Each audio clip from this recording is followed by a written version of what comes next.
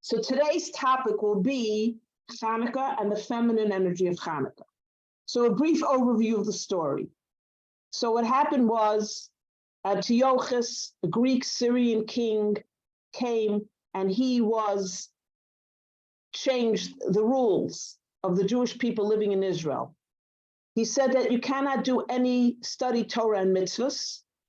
Everything has to be cultural. We don't believe in religion. We don't believe in one God. And he forbade them to keep basic Torah and mitzvahs. Now, he had nothing wrong if they have, for example, a circumcision. But don't do a circumcision because God said so and there's a Torah that said so. Don't keep Shabbat. You can keep Shabbat if you need a rest day, but don't tie it into religion and God. So basically, he wanted to take God and religion out of everything. Mm-hmm. That was the Greek Hellenist mentality. And it was subject to death. If they caught you lighting Shabbos candles and being an observant Jew, so to speak, you could be killed.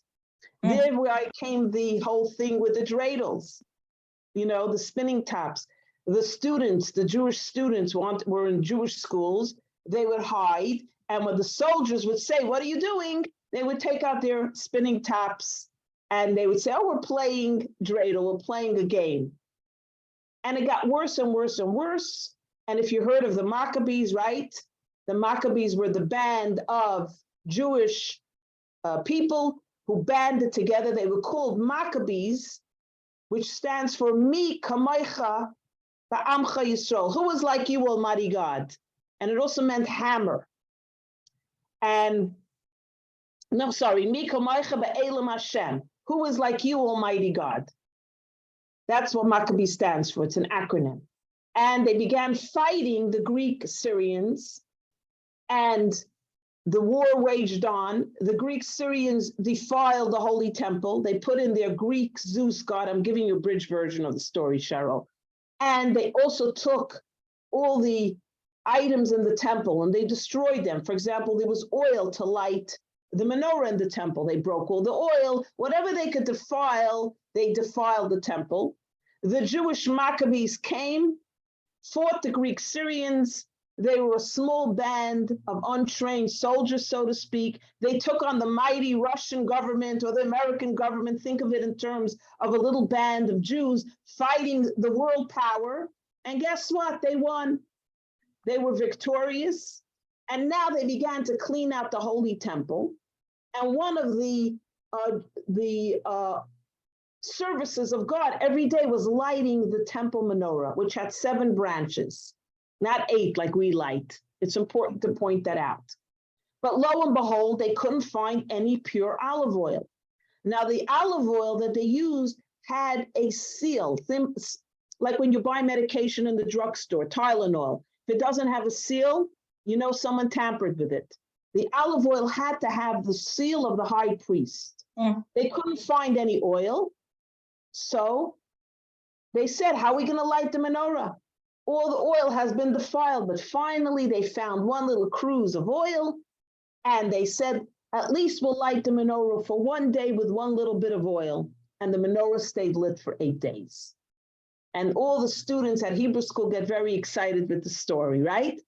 And it's funny, one of my teachers had a very cute cartoon at Hebrew school this week.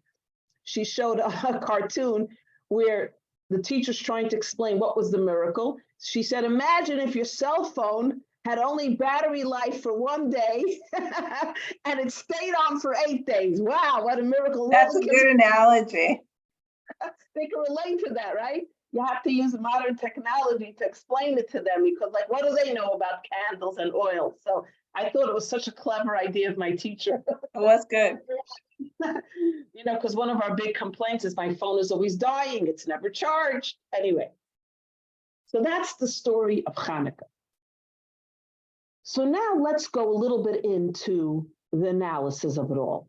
If you know the holiday of Purim, right? The holiday of Queen Esther, there's a whole book about the story of Purim.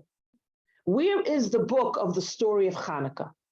If you go into all the writings of the Torah, the 5 books of Moses, the prophets, the Megillot, which is like the story of Queen Esther, how come there's no Megillat Chanuukah, the scroll of Chanuukah? That's one question we have to ask today. And the second question is, when you go into the Talmud, you know what the Talmud is? The Talmud is those big books that, okay, the Mishnah and the Talmud. And the Talmud asks a question, Mahi Chanuukah? What is the miracle of Chanuukah? What do you think it answers? Tell me what you think, Cheryl. What was the miracle? If I asked you, tell me Our the story. survival. Excellent. So not the military victory, you're saying. No, it's always about, who's trying to kill us and how did we survive? Isn't that Beautiful. really the motif? Yes, and that is exactly today's theme in a sense. Very, very good. You want to take over the class, maybe? No. And Freida, I just want to let you know, my boss asked to meet with me at 10:30, so I'll just be in another 15 minutes with you. Yeah. So I'm going to get into the nitty gritty then, because we don't have that much time. So the Talmud actually says the same thing to you, that if you want to define Chanuukah, it's the miracle of the oil, the miracle of the light, not the military victory. As a matter of fact, if you read the history, the Jews, the Maccabees, actually, the military victory didn't last in a Jewish sense. You know why? Because the people, the Maccabees, actually started to follow a little bit more of the Hellenist ways, the Greek Syrian ways.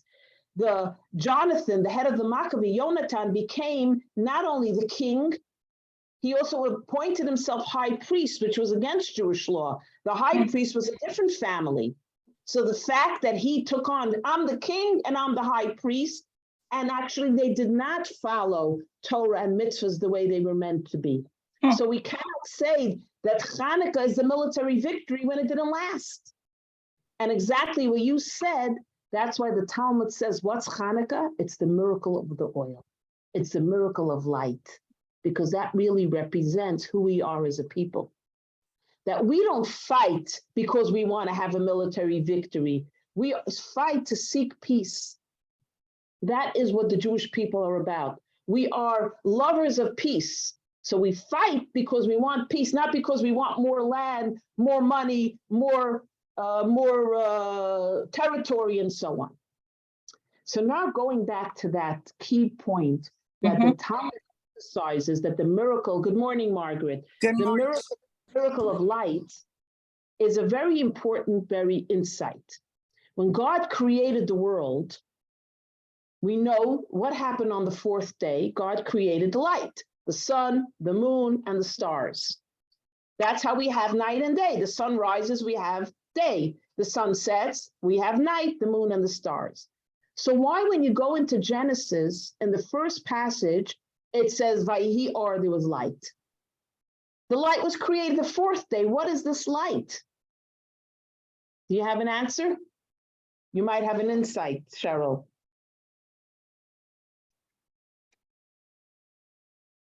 I can't think of anything, no. It's a whole different light that we're talking about. The Kabbalah says that when God created the world, the first thing God created was a light. And then God took this light, which was very overpowering, and hid it in the universe. Where did God hide it, the Baal Shem Tov says? Which hiding place? The closet, the drawer, in the caves, in the trees. Where did God hide it? So Inside of us. Inside of us, very good, in the Torah. God hid the light in the Torah. So now let me ask you, why would God create a light,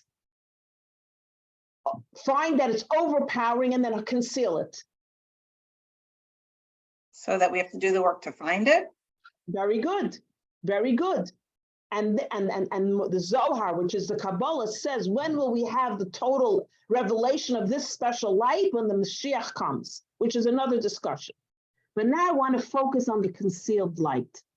So the Baal Shem Tov said the light was so overpowering, the world could not contain this great light, that God hid it in the Torah for us to slowly reveal. And this light comes out in the Chanuukah lights. How do we find the connection? What's the connection? Does it come out in the Shabbos candles? The Kabbalah says specifically in the Chanuukah lights. Why? If you count the 8 days, how many candles we light over the course of the 8 days, it's 36. And there were 36 hours that this light that I just described existed in the universe. When Adam and Eve were created, man and woman, Adam and Chava, they had this light. Then they ate from the tree of knowledge right before Shabbat. So God allowed the light to exist. And right when Shabbat ended, God hid and concealed this light. So the 36 hours that the light existed in the universe alludes to the 36 of the Chanuukah menorah.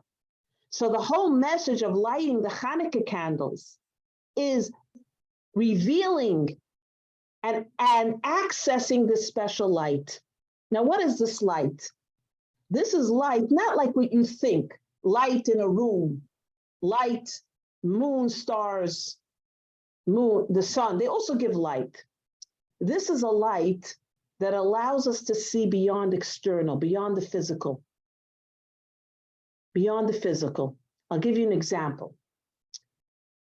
You ever heard of the new blind museum in Tel Aviv? No. It's a very famous museum. It's called the Blind Museum. Now, when you go into the Blind Museum, it's so pitch dark, you feel like you're blind. Guide that takes you through the museum, someone who's actually blind. So this woman writes a story, and the reason I'm telling you a story, because this will illustrate what is this light that we're talking about. And it's a very, also not terrifying, but very disconcerting, she writes, because you're going into pitch dark, and you literally feel like you're blind, and you experience a disability, like. So there's a guide that takes you, and this guy had the most beautiful, calming voice. And it's a whole hour of a tour. He comforted all the guests, the tourists, and he led them. He said, and now feel the wall, you'll feel this. And he describes the exhibits in pitch dark. And the culmination of the tour is you have to go into the store in total darkness and shop. And buy yourself a sandwich, a soda, a snack, and then you come out, and then the light goes on and you eat your lunch, and that's the end of the tour. Wow. And this woman says, my tour guide was gorgeous. He was 6 feet tall. He was stunning. He was so handsome. His voice could kill you. It was so beautiful. And she buys her sandwich, and she walks out, and the light goes on, and you know how it hits your eyes. Yeah. And she's looking for her tour guide because she's in love. She really writes this story. And she looks at him, and she's in shock. He's far from handsome. He's actually deformed physically and blind, obviously. And she realizes that sight is not really about the physical, what you see. Because when she didn't see his physical appearance, she saw a handsome, gorgeous, smart, funny, beautiful, soothing, empathetic man. When she came out and she looked at him, she would have never even wanted to go on a tour with someone like that, had she known what he looks like, because we judge a book by its cover. That's, she says, real seeing, she writes in conclusion, is not what we see with our eyes. It's a sight that's called like sixth sense in a sense. Like Helen Keller writes, I want to quote because it's so exactly what she writes. That what's the worst thing? Not having eyesight, she said. That's not the worst, not having a vision. You don't have a vision when you can't see beyond external. That's the worst thing. It's not that you're blind, it's that you can't see the truth, the emes, what really exists in this universe. So as there's more to the class, but as what I want to emphasize is that's what the light of Chanuukah is. It shows us that we have to train ourselves to see beyond the physical, to see beyond what we externalities. If we could train, good morning, Diane, if we could train ourselves to access the Chanuukah light and the light of that was concealed, this is the same light, we will now have a much greater depth in our lives because you'll see things that you normally wouldn't see. You see things on a whole different level. I want to share another story. Just happened when I was like just getting married, I think in the early 1980s. So have you heard of the Lubavitcher Rebbe, Rabbi Menachem M. Schneerson? Mhm. He's the seventh Chabad Rebbe in Brooklyn, New York. I grew up with the Rebbe. So he's a story like this. Good morning, Diane. We're discussing Chanuukah. There was a couple, a religious couple, a frum couple, you know what frum means, Cheryl, right? Lived in Israel. Very happy couple, very much in love, perfect couple.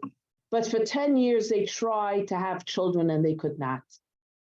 So with tremendous angst, they decided to get divorced. Because the wife said, maybe you'll have a child with another woman, and maybe I'll have a child with another man, but together we can't have children, it's not working. So with tears they went to the rabbis and they got the marriage dissolved, and a terrible tragedy happens. She goes to the doctor, she's not feeling well, and she finds out that she was actually pregnant with his child. So they go back to the rabbis to get remarried, right?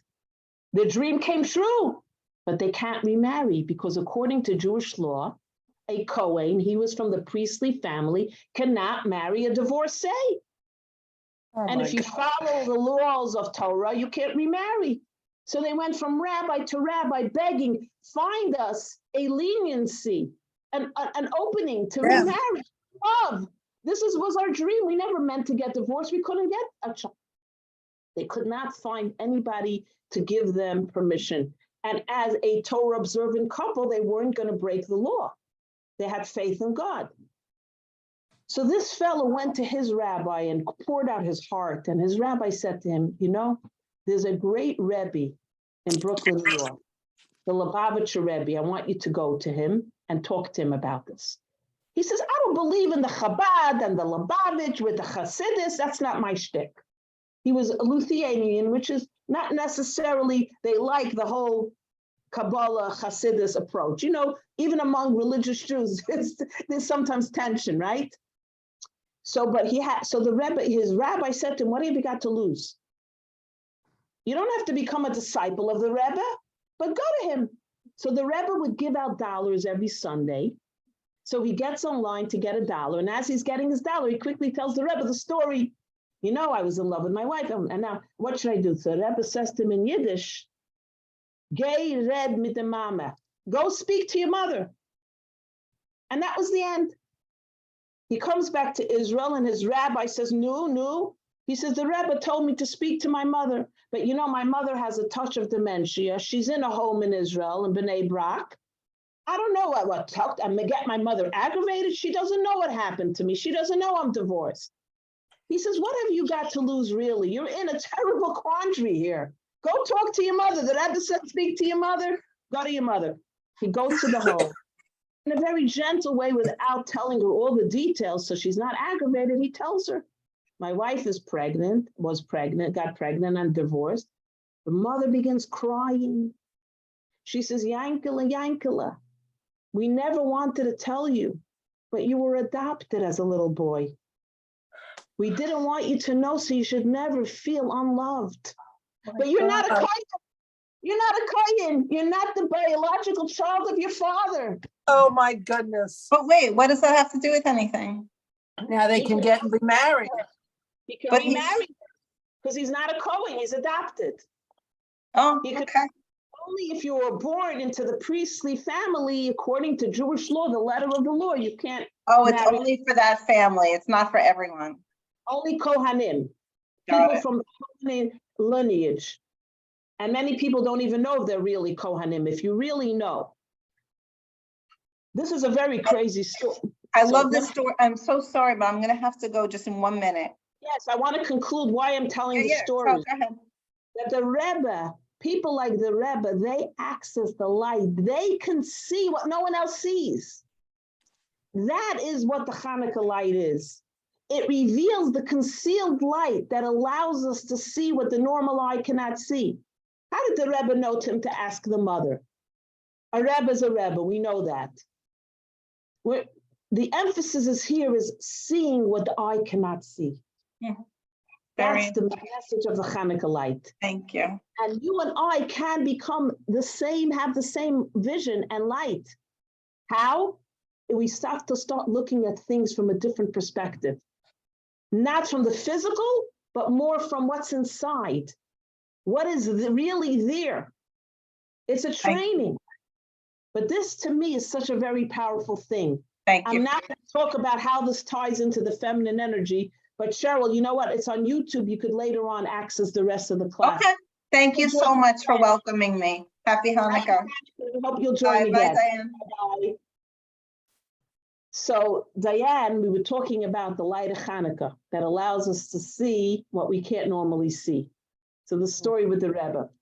Isn't that a beautiful story? Beautiful.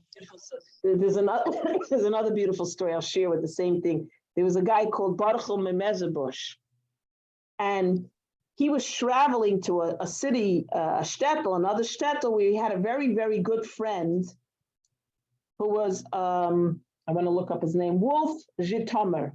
Now, Wolf Zhitomer was called the Or HaMeir. He was a very brilliant scholar, and he passed away.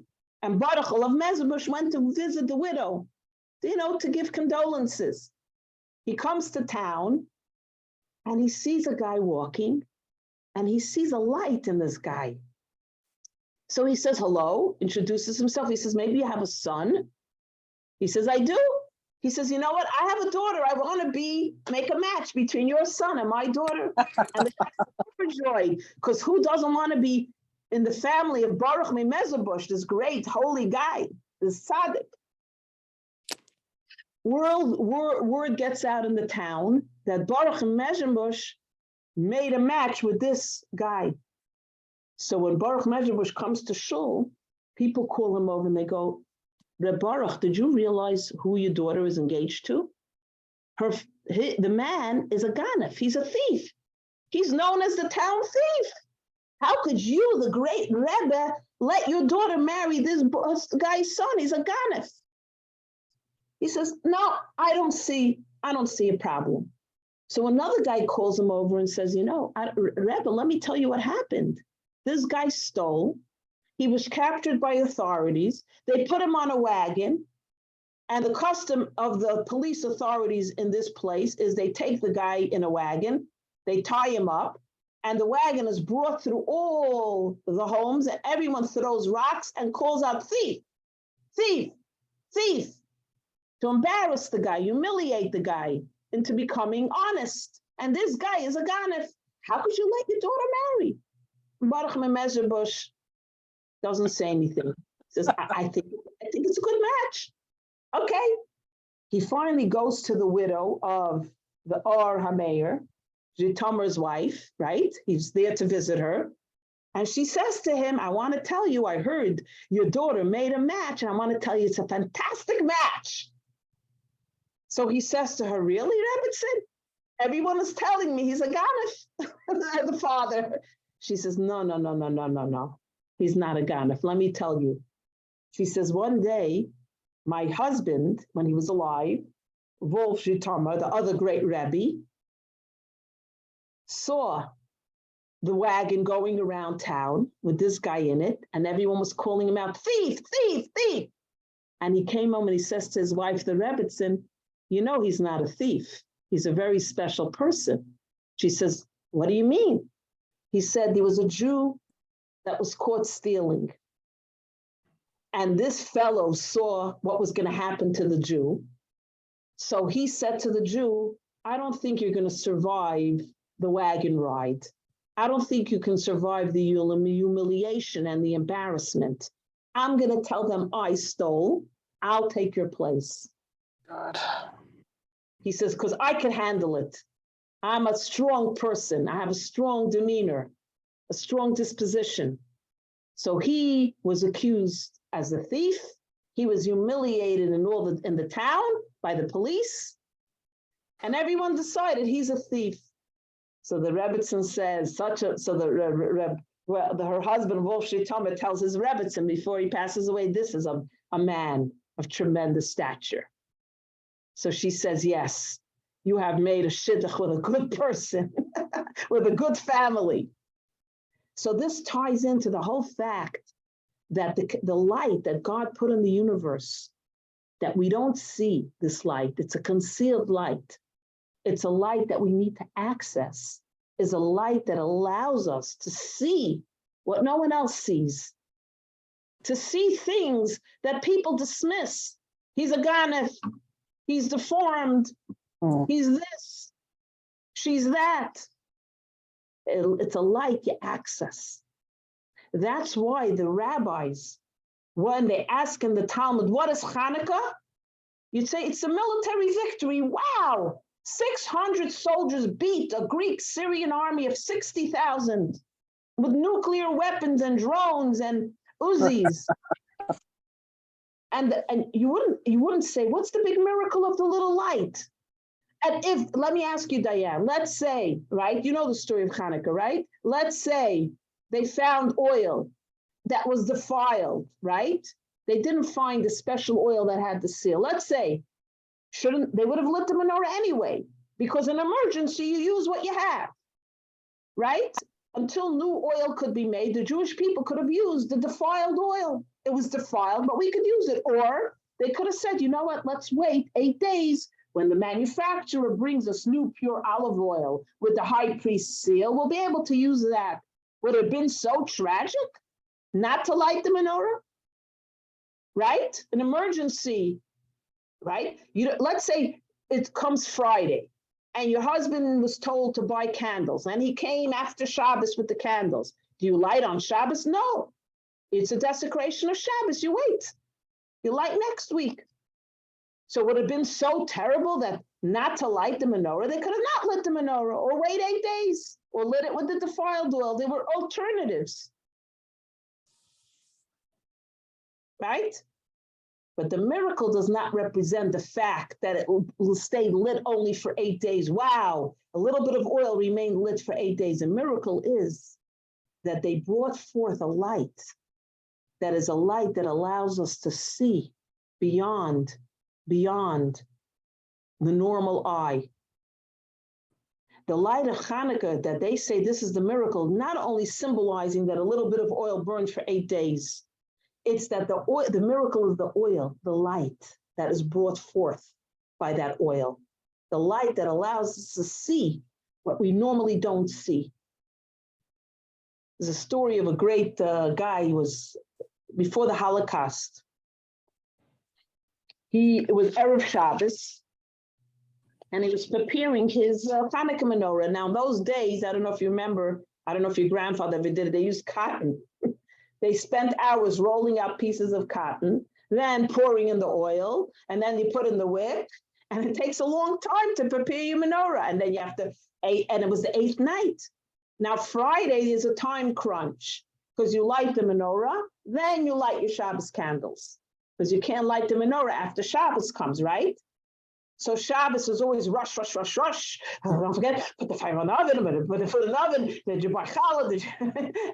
And he set up his menorah, and his little son, right before candle lighting, came running and knocked the whole menorah with all the 8 wicks and oil all over the house.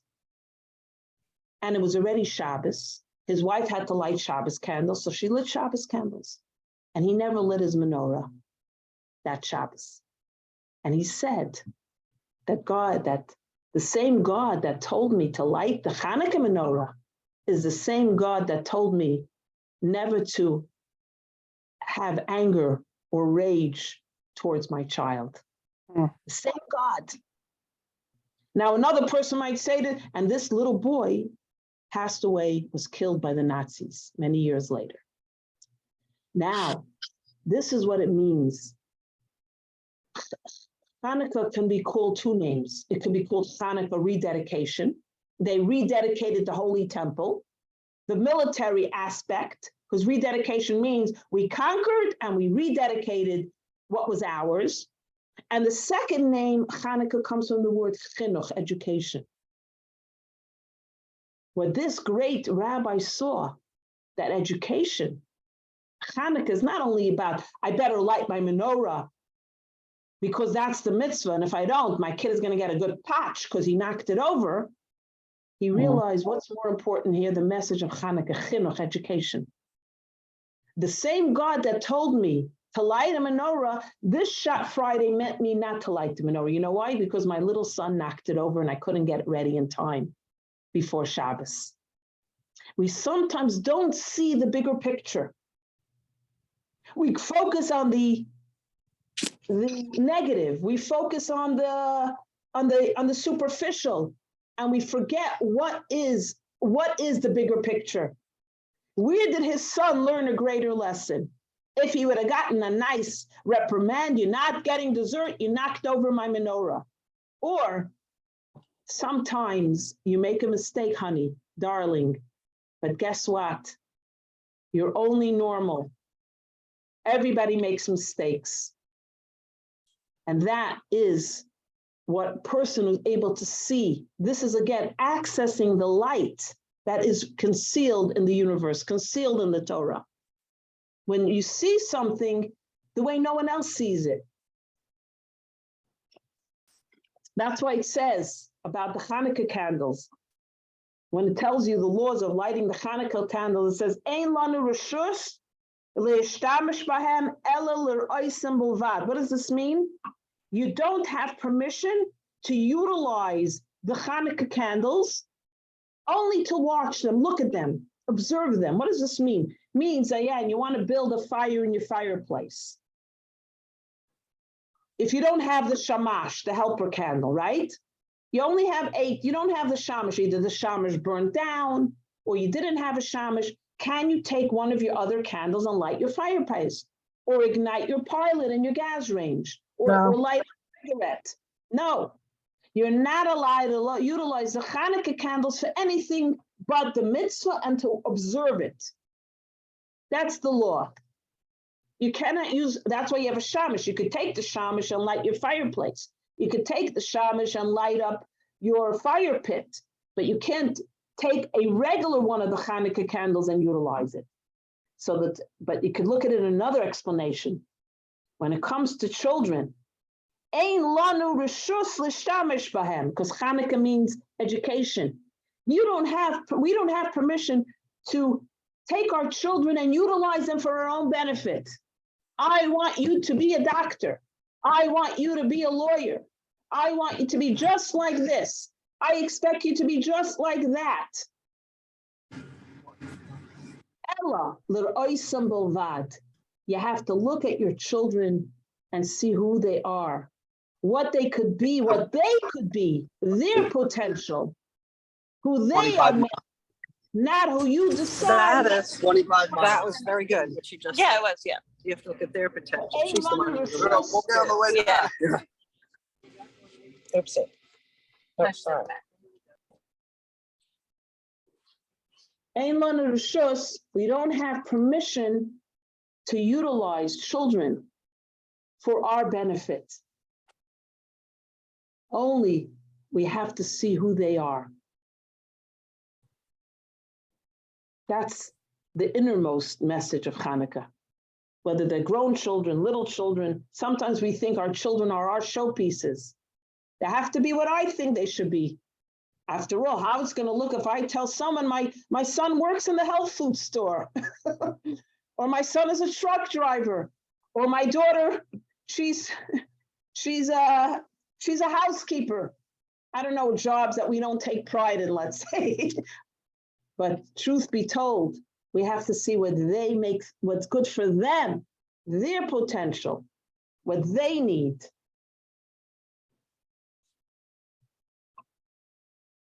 So Chanuukah is all about accessing a light that's not the norm. You know the story with Thomas Edison. He comes home from school with a note for his mama. And the mother reads the note. And she says, Thomas, I'm so proud of you. Your teacher told me you're brilliant. You know what? You need to be homeschooled. You can't go back to school. The teacher does not have the ability and knowledge to teach you. And Thomas is so happy. And you know what ends up? He ends up inventing the light bulb, electricity, right?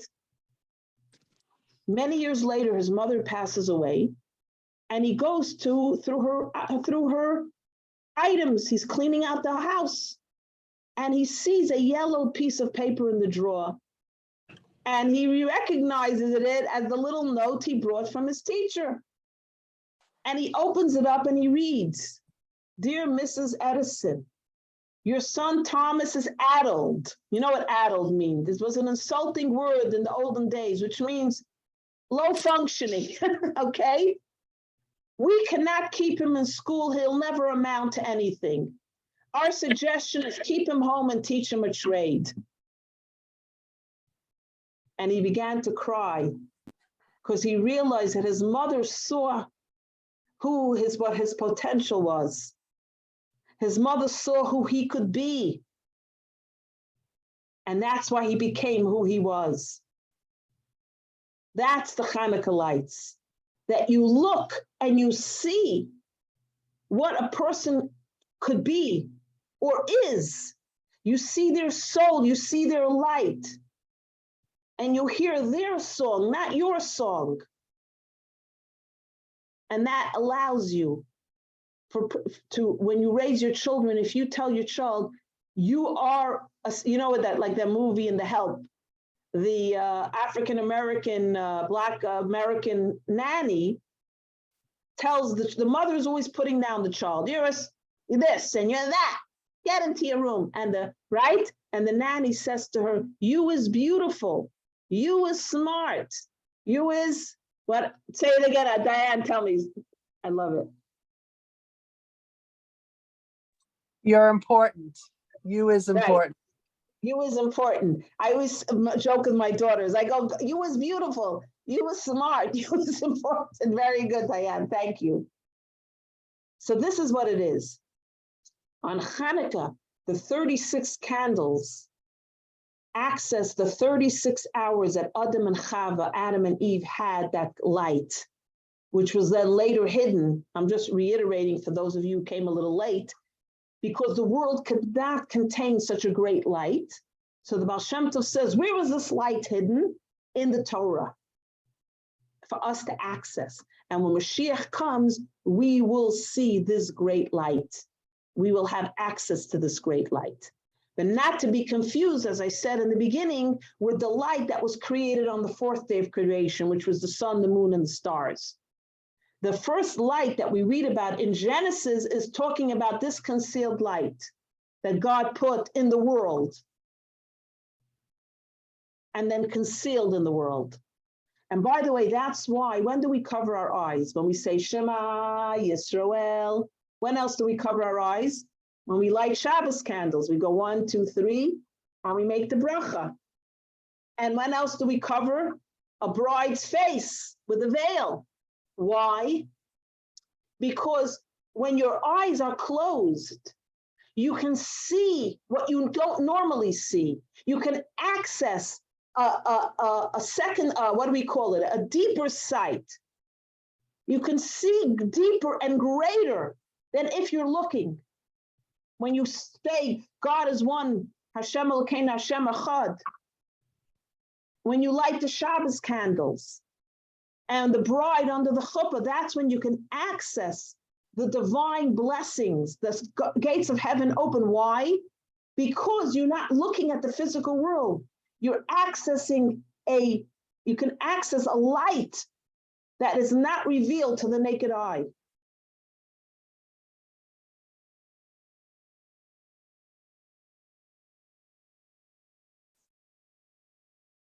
And one more beautiful point is that the Code of Jewish Law asks a very interesting question. Let's say Shabbos is coming, right? Like this, the Shabbos Chanuukah.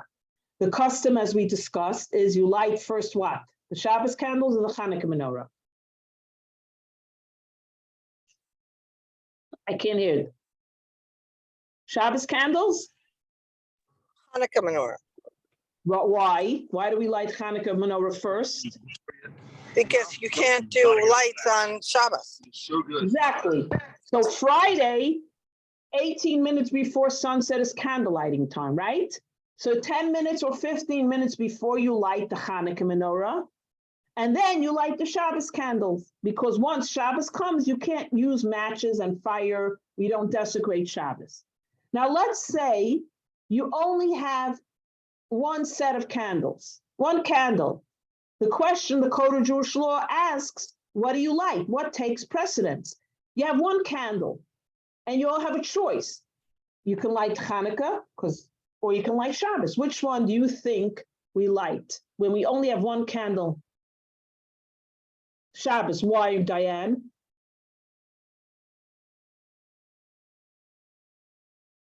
You can't. Because it Why? trumps everything else.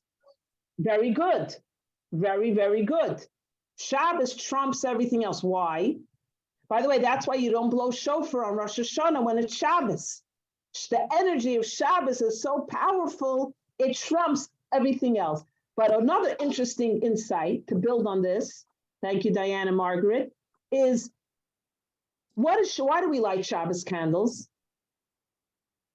Why do we light Shabbos candles? To set the holy between the holy and the mundane. Very good. We want to differentiate between the holy and the mundane. Very good.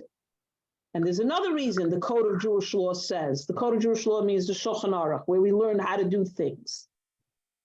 The Code of Jewish Law says that you light Shabbos candles. Why? To bring peace to the home. How so? If it's dark, your husband trips over his shoes, the wife drops her gefilte fish. What happens?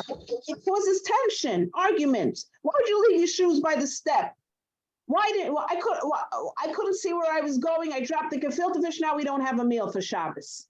You have candles. It brings light. There's peace in the home. But we have to question that. What happens now? We have electricity. You don't depend on your Shabbos candles to bring light. You have electricity. You have timers. You have LED lights. You have all kinds of lighting in your home. Who doesn't have their lights on Shabbos? So does it mean the Code of Jewish Law is archaic? Does it apply anymore? Maybe the Torah is for yesteryear, when we lived in the time of the shtetl and there was no electricity before Thomas Edison. Then you could say, yeah, candles bring light, and when it's light, you don't have less tension in the home. You could see where you're going, and it brings you light. When it's light, you're happy.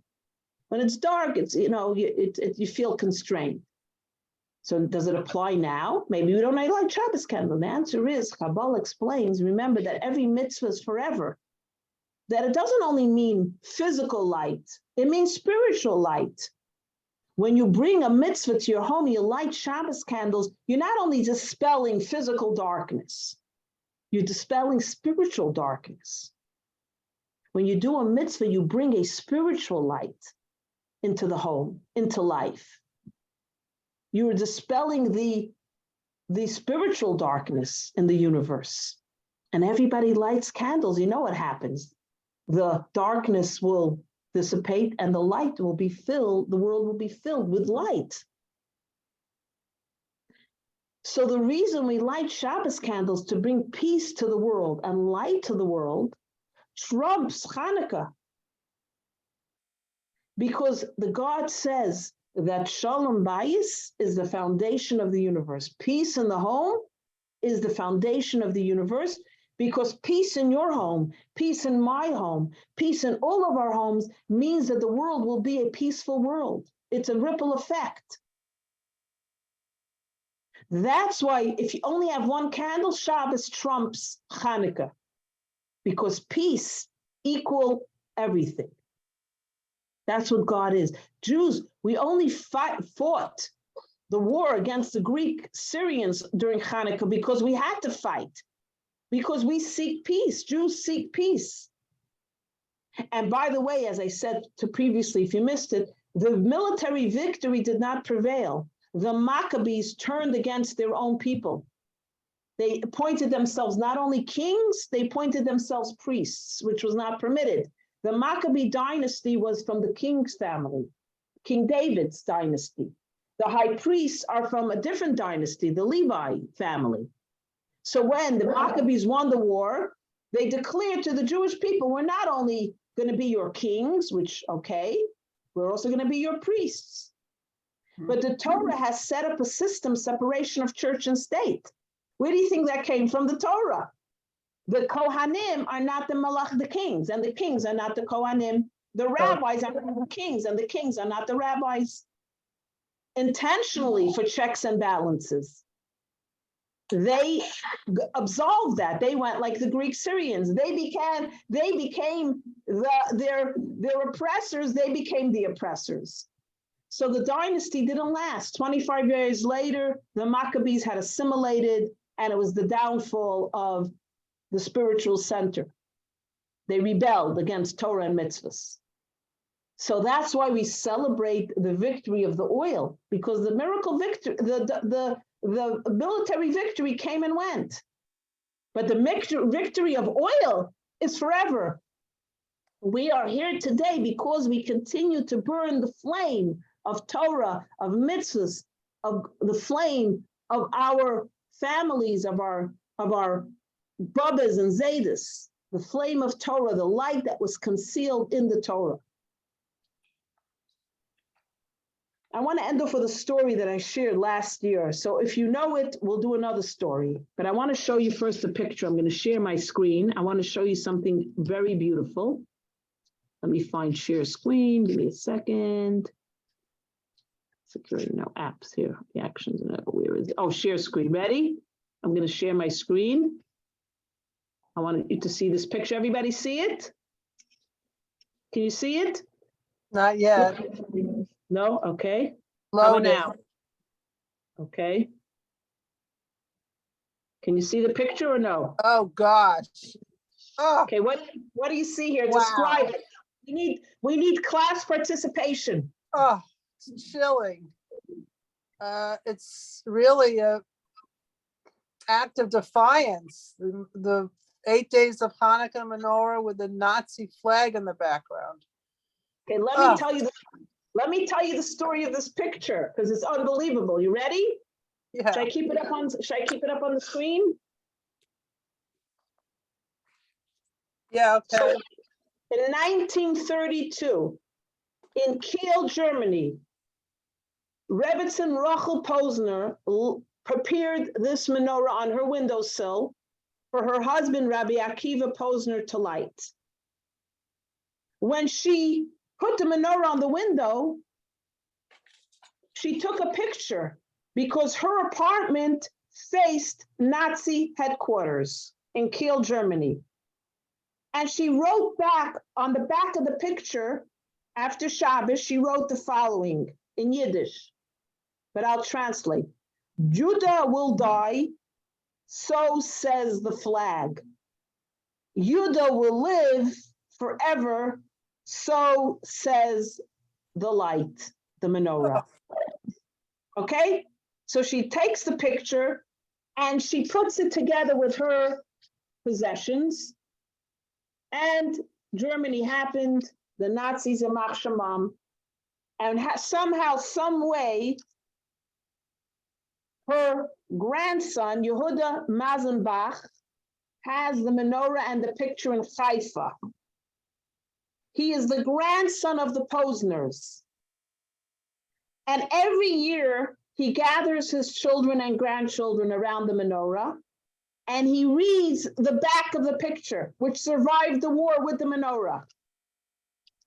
He says, they say Yehuda will die, says the flag, Iyamach Shemam, the Nazis. But we say that Yehuda will live forever, so says the light, the menorah. And this sums up what Chanuukah is. This sums up what Chanuukah is. We celebrate Chanuukah so we are able to see the hidden light that no one else can see. We access a light that's so powerful, that's so great, Vayihiyar. This is who we are. There could be everything happening in the world, but Vayihiyar, the Jewish people survive because we are that flame. And you cannot just extinguish that flame because it's a light that was put into the universe by God that we will see, of course, in full glory when we have the Geula. Amitas Hashlemus al Yedei Mashiach Tzidkenu, and let it be now. So Amen. Sunday night, light number 1, and then Monday night 2. And not only should we light our menorahs in our homes by the window or by the doorway where everyone could see it. And that's why we have all the public menorah lighting. So come, we have one in Westport. We have one in Wilton. We have one in Norwalk. We have one at the Sono Mall. We have one at 50 Washington Street by the Transit Authority of Norwalk. And we have menorah lightings. There's one going to be at Norwalk City Hall. They have menorah lightings wherever you go. Join at a public menorah lighting. You know why? Because it's a testimony that God creates miracles every single day. And you might say to yourself, I don't know, I didn't see God's miracles. You know what? If you didn't see God's miracles, you be the miracle. You be the miracle. By coming to menorah lighting, you are the miracle.